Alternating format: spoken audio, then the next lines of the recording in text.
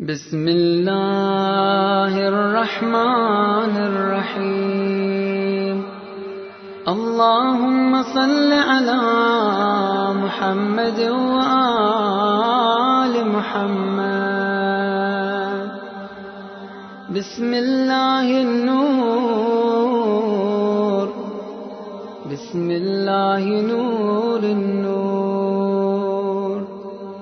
بسم الله نور على نور بسم الله الذي هو مدبر الأمور بسم الله الذي خلق النور من النور الحمد لله الذي خلق النور من النور وأنزل النور على الطور في كتاب مسطور في رق منشور بقدر مقدور على نبي محبور الحمد لله الذي هو بالعز مذكور وبالفجر مشهور وعلى الثراء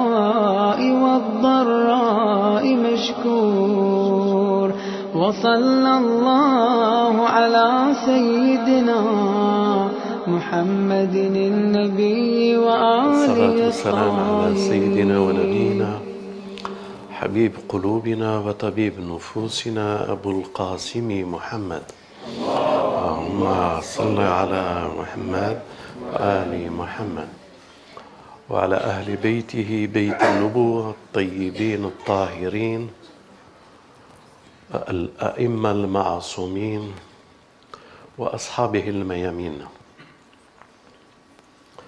ربي اشرح لي صدري ويسر لي أمري واحلل عقدة من لساني يفقه قولي باسمك الله وعليك توكلت وعليه توكلنا لا إله إلا هو سبحانه وتعالى عما يصفون. Nous avons dit la dernière fois, mes frères et sœurs, qu'en nous existent des mondes et des mondes. Le livre, lorsqu'il s'est révélé et qu'il a laissé la trace de la révélation de toute la prophétie et de tous les prophètes en chacun d'entre nous, c'est que le livre veut nous réveiller à nous-mêmes et nous appelle à s'élever à ce que Dieu aimerait pour nous.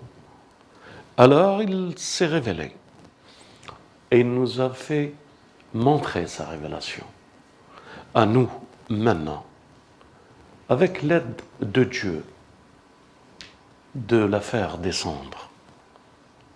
Le plan de Dieu l'a prévu. Il a désiré, voulu créer un khalifa sur cette terre. Il a voulu créer quelqu'un qui le représente sur cette terre. Et c'est là le but de toutes les histoires que nous connaissons et de tout Qasas al-Anbiya, des messagers. C'est là l'histoire qui va s'ouvrir à nous pour connaître notre âme. Mes frères, souvenez-vous, à la lecture du livre, lorsque nous lisons, et que chacun d'entre de vous tous, lorsqu'il l'a lu, il a vu une histoire, et c'est la première histoire qui est notre histoire. Le plan de Dieu de vouloir créer sur cette terre quelqu'un qui le représente. Vous devez comprendre que la terre, lorsqu'il l'a dit aux anges, elle était déjà en place. Si vous n'avez pas compris ça, vous ne pouvez pas comprendre qui vous êtes. Ça veut dire que l'âme universelle de la création Elle était, après la lumière, l'âme de la création tout entière. Qu'est-ce que je veux dire? Je veux dire par là, mes frères et sœurs, lorsque les anges ont dit « Pourquoi tu vas créer sur cette terre quelqu'un qui commettra du désordre, répandra le sang ?» Alors que nous célébrons te louange et nous t'adorons. Les anges, lorsqu'ils ont dit cela, ils n'ont pas compris qui était l'homme. Quelle est cette âme que l'homme allait posséder? Je répète. Les anges ont posé cette question. Qui est l'homme qu'il va mettre sur cette terre? Dieu leur a dit qu'il va mettre la perfection sur cette terre. J'espère être clair. Khalifa, celui qui le représente. Les anges répondent, mais pourquoi tu vas créer l'homme qui va commettre le contraire de ce que tu es en train de dire? Suis-je clair? Ils se sont interrogés par la vision du temps subtil qui leur est réparti à la hauteur, de voir que le temps de la terre, ce sera un temps pauvre de lumière et possédant les ténèbres, et commettant les crimes, et commettant du désordre. Les ténèbres, c'est les crimes, c'est les désordres. Tandis que le temps subtil des anges était que pour la glorification. Ils ne comprenaient pas pourquoi qu'un autre temps allait être. Mais vous comprenez très très bien, mes frères et sœurs, c'est là le déclic, s'il doit se faire. C'est que Iblis savait cela. Devrais-je répéter? Iblis savait que Dieu allait créer un homme pour être son khalifa. Alors, après la discussion, répète-leur les noms aux anges, après la discussion qu'il leur a dit, Dieu, je sais ce que vous ne savez pas. Dans ceux qui ne savent pas, c'est qu'ils ne savent pas pourquoi il l'a créé. Alors Dieu apprend les noms aux anges pour que l'homme apprenne aux anges, répondant à la question des anges, pourquoi eux ils ont été créés. Les anges posent la question, pourquoi tu crées l'homme? L'homme répond, pourquoi l'ange existe? Et chacun, par définition du nom, les anges ont été et ont rendu encore beaucoup plus la gloire à Dieu. Et ils ont reconnu qu'il n'y a pas de science que ce qu'il leur a appris, et gloire à lui. Alors il leur a dit, prosternez-vous. Prosternez-vous, vous pouvez le lire. Nos frères, nos sœurs peuvent le comprendre d'une certaine manière. C'est que les anges se prosternent devant Adam, obéissant à Dieu, et ça s'arrête là. Tandis qu'Iblis, lui, ne se prosterne pas. Et il fait un défi pour l'homme. Et le temps s'enclenche pour l'homme. Et lui, il s'associe à deux pour le temps, après que Adam ait mangé la pomme.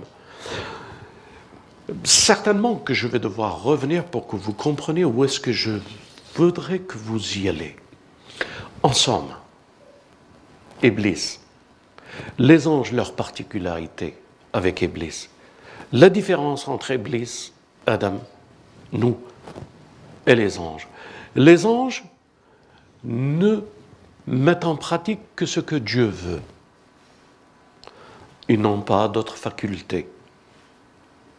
Comment nous pouvons nous les représenter?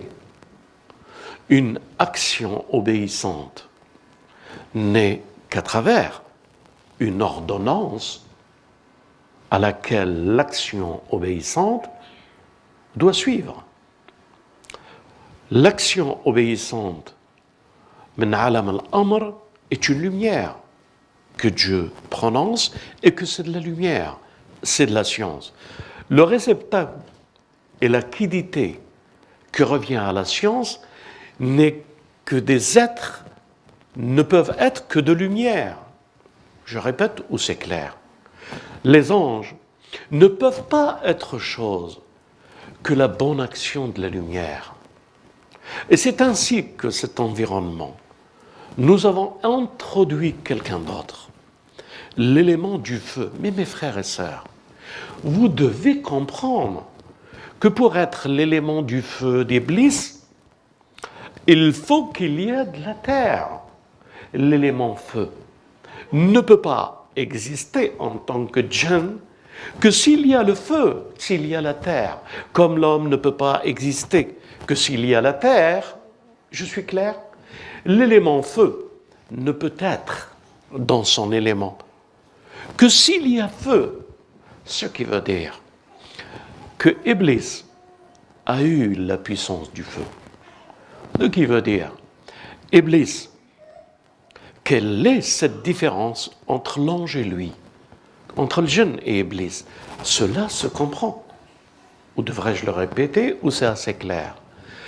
Les anges, amr, une parole, qu'elle soit, action, de ce qui est la meilleure d'elle-même, et elle fut la lumière des anges. Une volonté, et là je vous expliquerai après pourquoi le jeune devant Suleiman, il a dit une volonté amine, un pouvoir amine, et l'autre il a dit, je vous expliquerai ça après, vous comprendrez peut-être mieux.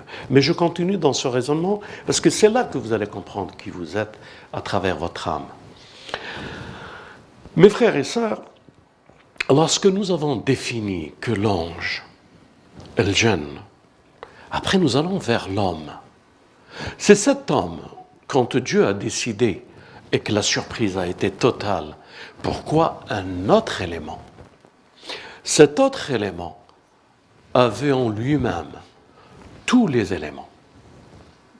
Il avait en lui-même toute la possibilité et la faculté d'intégrer en lui le bien, la volonté, la lumière, où il avait tout en lui les possibilités de l'habit, du vêtement, de la terre, du feu, de l'djinn. Iblis, lorsqu'il ne voulait pas se prosterner,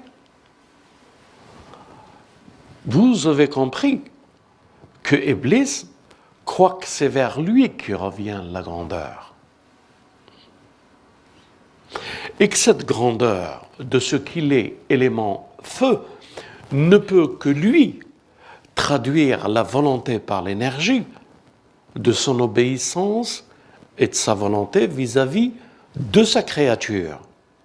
Et là, il fait un dilemme. Il dit que je vaux mieux que lui. Je vaux mieux que lui. Lui est fait de terre, mais moi de feu. Dans son raisonnement, Iblis, il a l'air de croire en ce qu'il dit.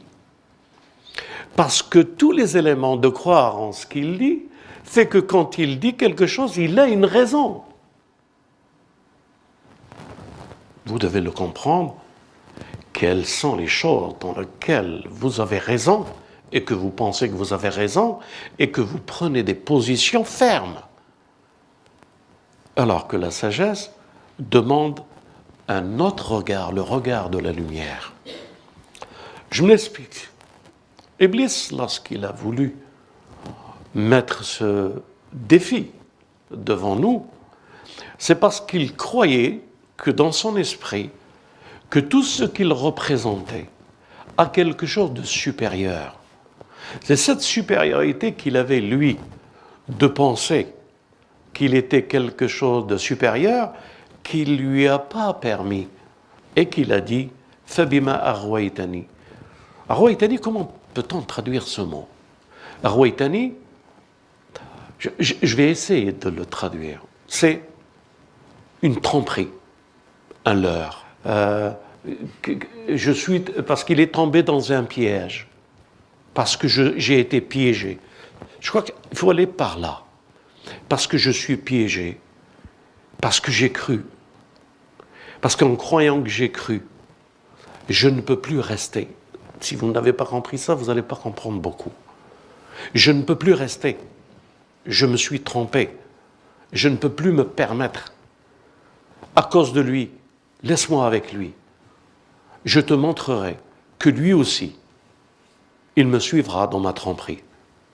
Et c'est tout l'enjeu de l'âme.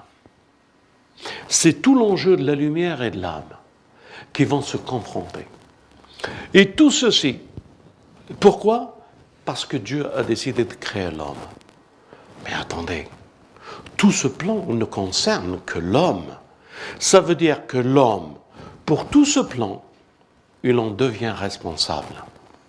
Je répète, tout ceci va s'inscrire en lui. Et ils vont devoir être responsables parce qu'il est le responsable, sans le vouloir. Alors, il faut qu'il chute. Mais là, ce n'est pas la discussion que je voudrais. Mais c'est la discussion comment que vous allez comprendre que signifie ce que nous sommes, nous, notre âme, et quelle est cette science qui nous permettra de sortir de toute cette histoire de Khatam al-Anbiya, de tous les prophètes, de toutes les histoires et les contradictions que les hommes ont apportées contre la prophétie, pour que nous puissions comprendre que c'est notre histoire. Si nous n'avons pas compris que eux, c'est nous, c'est eux, c'est que nous avons sorti une autre théorie. Et nous sommes tombés dans le même piège qu'Iblis. Alors, qui est Iblis?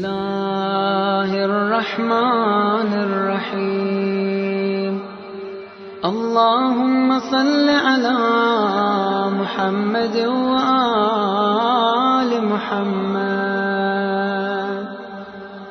بسم الله النور بسم الله نور النور بسم الله نور على نور